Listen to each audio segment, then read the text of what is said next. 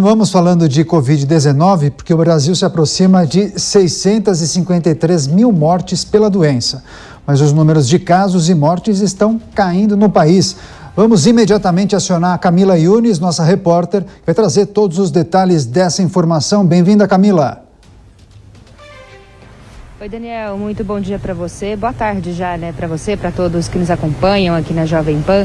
Vamos então às atualizações dos números da Covid-19 aqui no Brasil, de acordo com o CONAS, que é o Conselho Nacional de Secretários de Saúde. Nas últimas 24 horas, Daniel, a gente teve a confirmação de 68.893 novos casos da doença. Desde que começou a pandemia de coronavírus aqui no Brasil, a gente já teve 29.138.362 casos confirmados da doença. O número de óbitos da doença nas últimas 24 horas foram 488. A taxa de letalidade da Covid-19 aqui no Brasil está em 2,2%. E o número total de óbitos desde o início da pandemia, lá em 2020, aqui no Brasil, é de 652.829.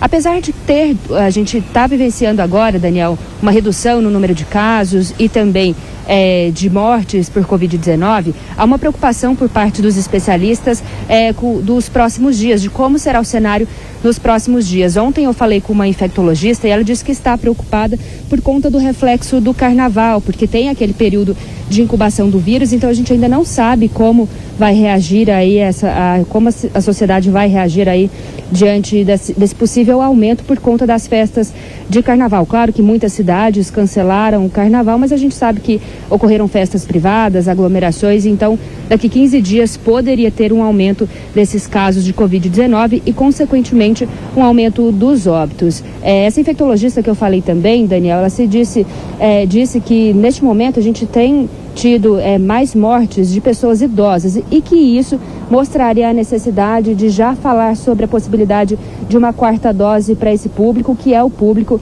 que tem sofrido mais com a Covid-19. Então, atualmente, o cenário é mais estável, é tranquilo, é otimista, mas a gente tem que ficar de olho aí nos próximos 15 dias, que pode ser que a gente tenha um aumento aí como reflexo do carnaval. Agora, Camila, você tem acompanhado o noticiário, inclusive eu conversei com a sua colega Beatriz Manfredini em relação ao anúncio do governo do estado de São Paulo da desobrigação do uso de máscaras em ambientes abertos. Também conversei com o Matheus Coelzer. Essa é a novidade no Rio de Janeiro, na cidade do Rio de Janeiro, a desobrigação do uso em locais fechados. Enfim, me parece um movimento dos estados e municípios de flexibilizar a obrigatoriedade do uso. Essa infectologista, ela traça um panorama dessa situação e qual é a tendência em relação a essa situação?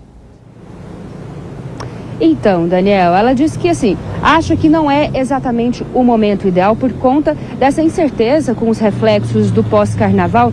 E ela citou uma outra questão também, é que a gente acaba agora em março o verão e começa a entrar o outono. E com o outono, a gente sabe que outono e inverno é o período em que tem aquelas doenças respiratórias, gripe, e pode ter mais transmissão da Covid-19. Então, ela acha que precisaria um pouco mais de cautela com relação a isso, com relação, sobretudo, a liberar em ambientes fechados, porque as pessoas acabam ficando mais aglomeradas, em shoppings, em locais fechados, e isso traria uma transmissão maior em um cenário, que em época de frio acaba sendo um pouco pior. Então ela disse que teria que ter um pouco mais de cautela com relação a isso, por conta desse cenário incerto ainda do pós-carnaval e também com a chegada do outono e inverno.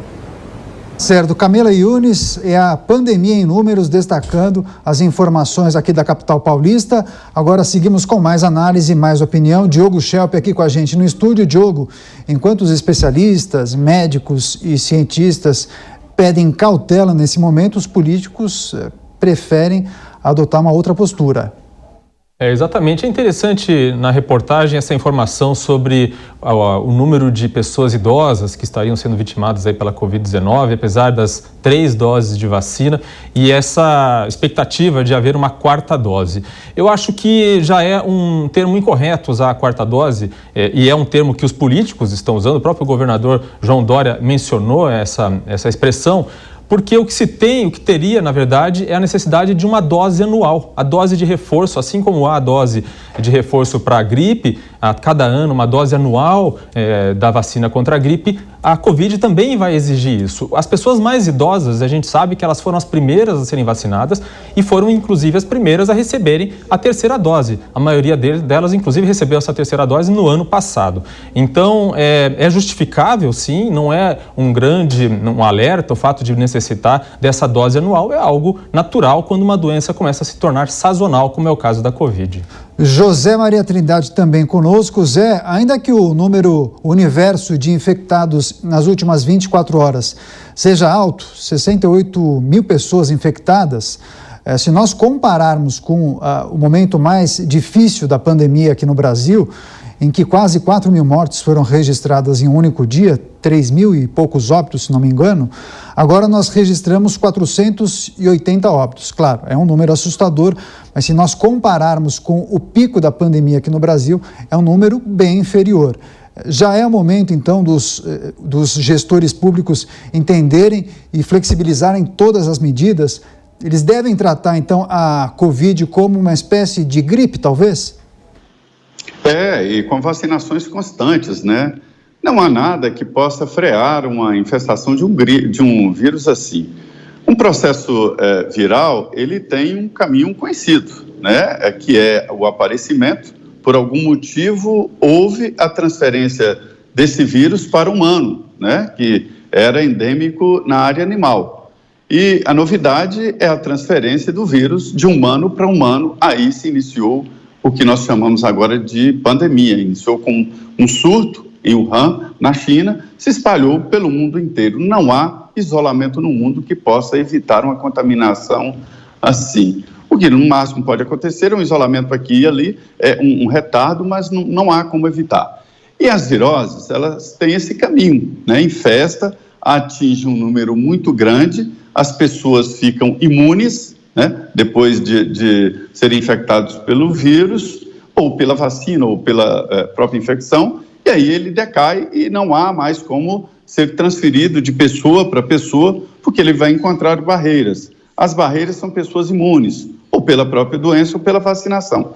É esse o processo. Só que esse vírus, o novo coronavírus, ele surpreendeu a todos, né? Ele conseguiu criar cepas, e essas cepas, naturalmente, elas têm mais defesas, têm mais possibilidade de infecção, elas se modificam exatamente para isso, e é isso que está acontecendo. E o que vai daqui para frente é especialização, melhora da qualidade das vacinas e, evidentemente, um número muito maior de pessoas que estão imunes.